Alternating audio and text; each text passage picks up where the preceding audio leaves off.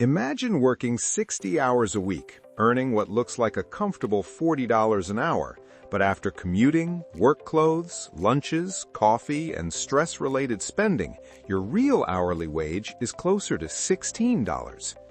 What if I told you that every convenience, every promotion, every late-night takeout is quietly costing you more than you realize, not just money, but time, freedom, and even your future?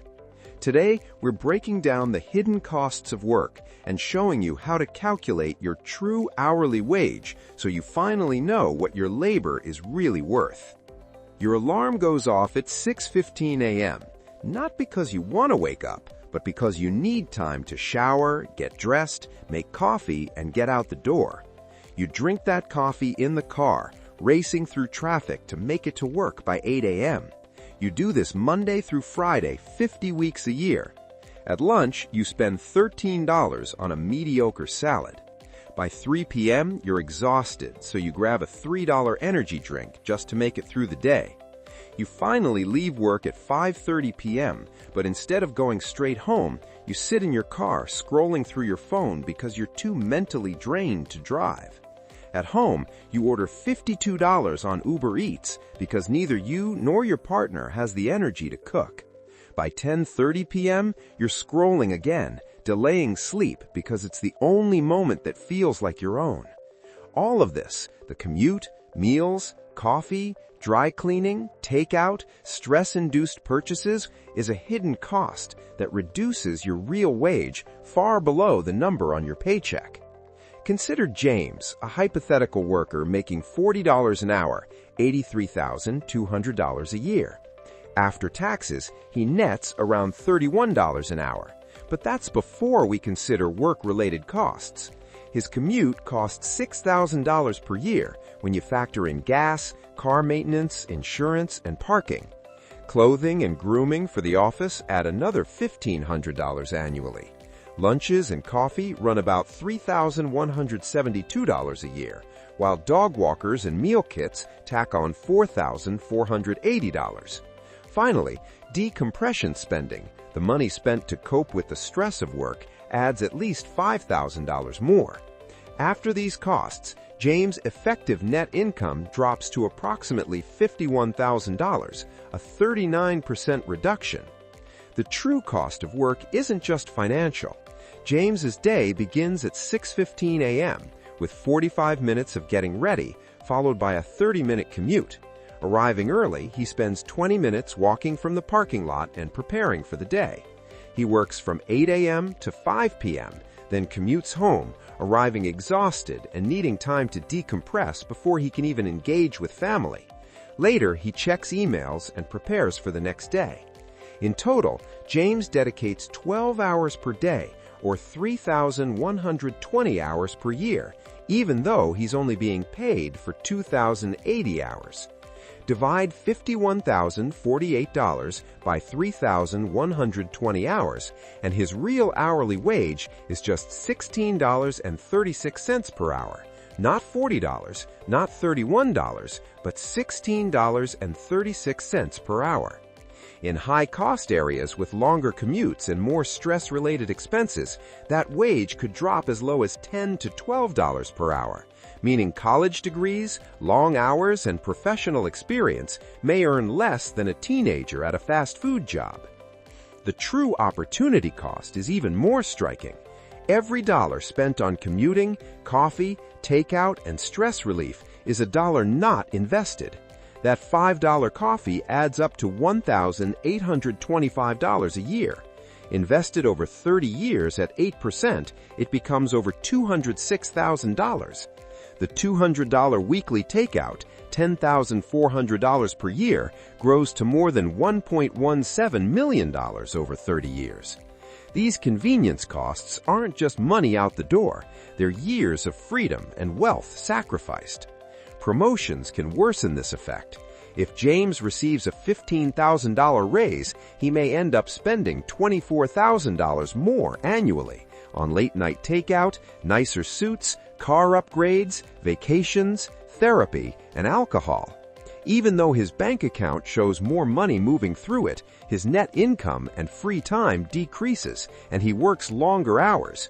He's trapped in a system that rewards revenue over margin, making the appearance of progress feel like success while he actually moves backward. This is why calculating your real hourly wage is critical. Start by subtracting all work-related costs from your net income. Then, calculate the total time you dedicate to your job, including commuting, getting ready, lunch captivity, and decompression. Divide net income by total hours to see your actual earnings. Every purchase should be evaluated in life hours, not dollars. That $150 sneaker isn't just $150, it's 10 hours of commuting, stressed work, missed family time, and anxiety. Measuring purchases in life hours forces you to consider the true cost of trading your time for money and makes impulse spending and golden handcuffs glaringly obvious. Breaking this cycle requires strategic changes. First, negotiate remote work. Working from home even 2 days a week saves commuting costs and recovers hours of your life. Moving closer to work helps too, even if rent is higher, because you regain hours previously lost to traffic. Meal prepping and making coffee at home can save thousands annually and remove recurring convenience costs. Simplifying your wardrobe reduces dry cleaning and purchases you don't need, while cutting decompression spending addresses the psychological drivers of unnecessary consumption. Each step directly increases both your real wage and your freedom. The most important shift, however, is psychological. Treat your labor like a business. Revenue or salary is meaningless if margins are low. Profit, the time and money left after work-related costs, is your true wealth.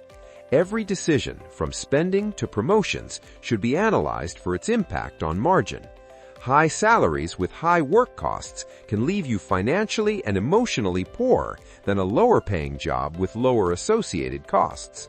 This mindset changes the way you see purchases, work, and life itself. Every hour of labor is valuable. Don't sell it at a discount. The system thrives on our blind acceptance of gross salaries and our willingness to spend money and time just to survive work.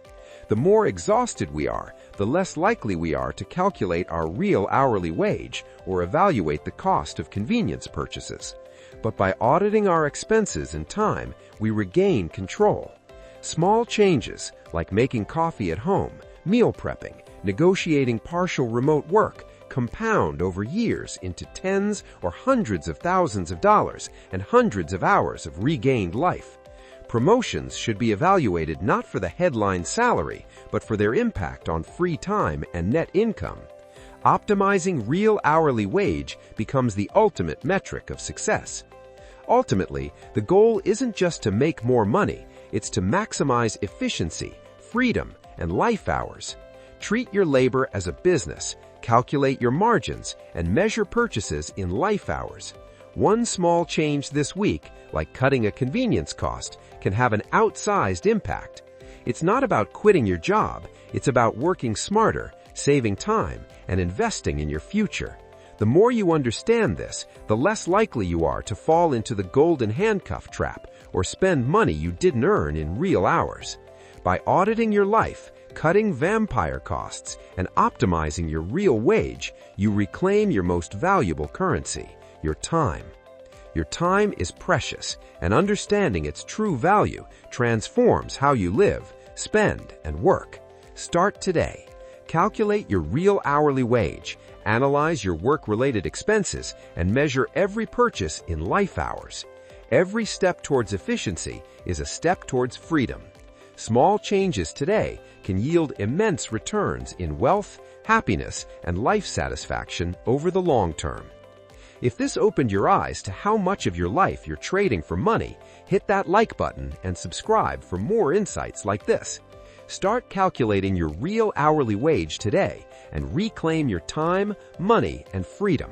Remember, your life is your most valuable asset. Don't sell it at a discount.